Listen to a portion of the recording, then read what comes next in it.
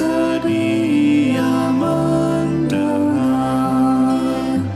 Sejak kulihat wajahnya, ku yakin pada firman-Nya dan menyerahkan bimbangku di dalam saat yang teduh.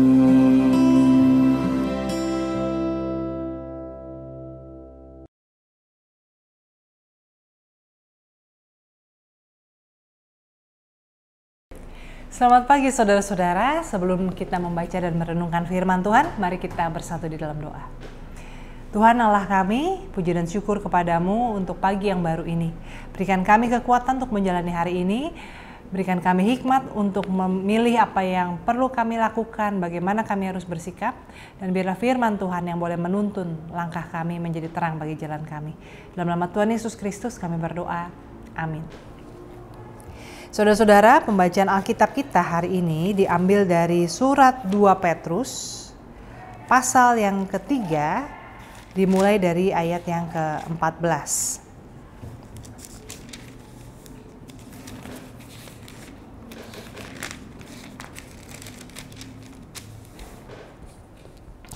Sebab itu saudara-saudaraku yang kekasih, sambil menantikan semuanya ini, kamu harus berusaha supaya kamu kedapatan tak bercacat dan tak bernoda di hadapannya dalam perdamaian dengan Dia. Anggaplah kesabaran Tuhan kita sebagai kesempatan bagimu untuk beroleh selamat. Seperti juga Paulus saudara kita yang kekasih telah menulis kepadamu menurut hikmat yang dikaruniakan kepadanya. Hal itu dibuatnya dalam semua suratnya, apabila ia berbicara tentang perkara-perkara ini.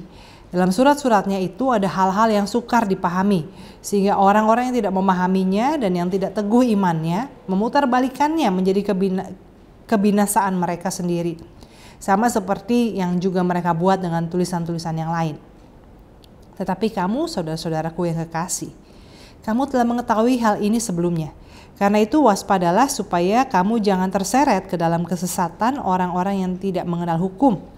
Dan jangan kehilangan peganganmu yang teguh. Tetapi bertumbuhlah dalam kasih karunia dan dalam pengenalan akan Tuhan dan Juru Selamat kita Yesus Kristus. Baginya kemuliaan sekarang dan sampai selama-lamanya. Demikian pembacaan firman Tuhan. Saudara-saudara, tentu kita sudah pernah mendengar cerita tentang Sir Edmund Hillary dan juga Tenzing Norgay, seorang Sherpa. Dan saya tidak perlu mengulang ceritanya saudara-saudara, karena ini biasanya sama pendeta di mana-mana udah sering dipakai buat ilustrasi. Bagaimana Tenzing Norgay, seorang Sherpa dari India yang memberikan langkah pertama untuk mencapai puncak Mount Everest itu kepada Edmund Hillary, padahal dia yang saat itu ada di depannya. Dan ketika ditanya kenapa dia tidak mau menjadi orang pertama yang mencapai Everest, dia katakan ya karena itu bukan mimpinya dia. Ini mimpinya Edmund Hillary. Kenapa dia harus merebut mimpi Edmund Hillary? Saudara-saudara, tentu cerita ini menjadi sebuah cerita inspirasi karena zaman sekarang, bahkan dari zaman ke zaman, jarang manusia itu mau mengalah untuk sesuatu yang besar. Untuk sesuatu yang kecil saja. Saudara-saudara, kalau pergi liburan atau pergi retret sama teman, semua orang maunya tempat tidur yang paling enak. Jarang ada yang mau mengalah mendapat tempat tidur yang paling jelek atau paling tidak nyaman. Semua pasti mau yang paling nyaman, mau yang paling bersih, paling terang dan sebagainya. Apalagi untuk sesuatu yang besar. Nah, namun saudara-saudara, karakter yang demikian inilah yang membuat perdamaian dunia ini sulit untuk terwujud. Bahkan perdamaian dalam rumah tangga pun seringkali sulit terwujud karena tidak ada yang mau mengalah membiarkan orang lain bersinar pada gilirannya. Kadang-kadang suami istri, orang tua anak, kakak adik, semua mau selalu menjadi yang paling di dalam keluarga. Saudara-saudara, yang menarik dari bacaan Alkitab kita hari ini adalah bagaimana Petrus dalam suratnya ini merujuk pada perkataan Paulus. Jadi ketika Petrus mengucapkan salam penutupnya, Ya, dia berkata, anggaplah kesabaran Tuhan kita sebagai kesempatan bagimu untuk beroleh selamat, seperti juga Paulus saudara kita telah menulis kepadamu. Jadi Paulus kan pernah bilang ya, anggaplah waktu ini adalah waktu perkenanan Tuhan untuk kita bertobat. Petrus merujuk pada perkataan Paulus. Saudara-saudara, Petrus tentunya dibandingkan dengan Paulus adalah seorang yang lebih senior. Dia adalah murid Yesus yang mengenal Yesus secara langsung. Dia adalah pimpinan para rasul. Dan Paulus ini adalah anak baru yang tadinya adalah penyiksa orang-orang Kristen. Tetapi Petrus tidak merasa harus dikecilkan dengan kehadiran Paulus yang karena pendidikannya, karena ilmunya, menulis banyak surat kepada jemaat-jemaat. Petrus kita tahu seorang nelayan. Dia bukan orang yang literate, bukan orang yang memahami segala macam dogma, dan bukan juga orang yang pandai berdialektika seperti Paulus. Maka surat-surat Petrus tidak sebanyak surat Paulus. Tetapi bahkan dalam suratnya yang tidak banyak itu, Petrus tidak keberatan untuk mengutip Paulus, si anak baru, si junior ini. Dan bahkan saudara-saudara, bukan saja dia mengutip Paulus, dia juga membela Paulus karena dia katakan begini, Paulus banyak menulis, tapi banyak orang yang salah paham pada tulisan-tulisan Paulus. Dan Petrus menekankan bahwa bukan itu loh maksud Paulus, jadi tolong dipahami baik-baik. Nah, saudara-saudara, kita mempelajari, kita melihat, meneladani sikap Petrus ini. Bagaimana dia bukan saja tidak merasa kecil hati, tidak merasa kalah dengan kehadiran Paulus, tidak merasa perlu mengabaikan Paulus, bahkan dia membela Paulus yang seringkali disalahpahami oleh orang. Bagaimana dengan kita?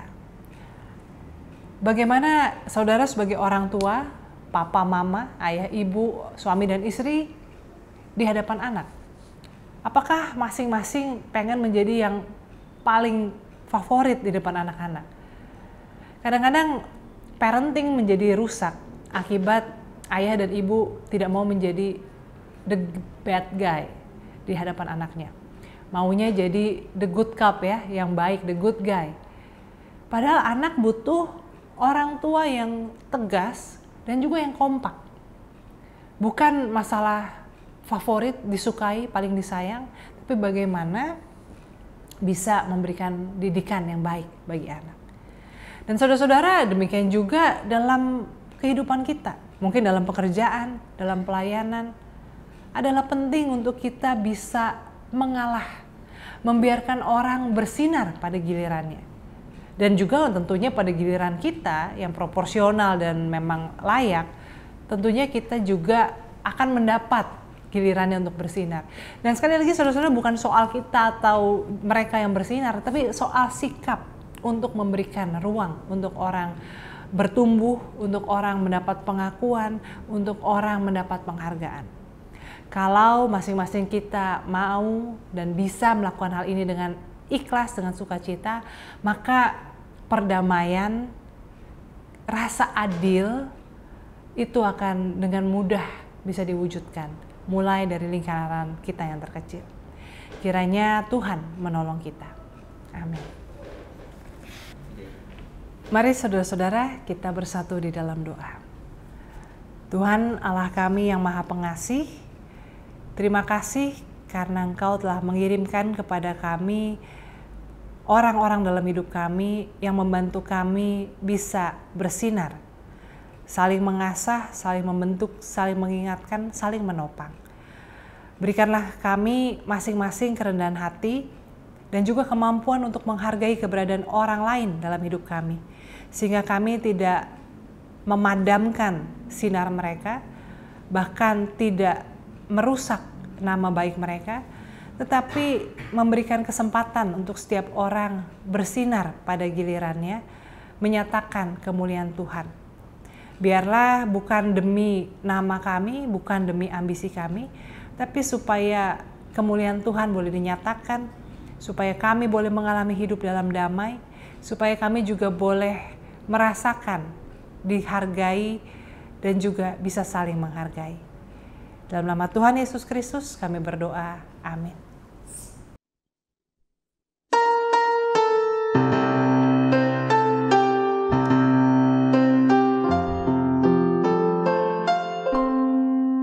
Kasih Tuhan mengiringimu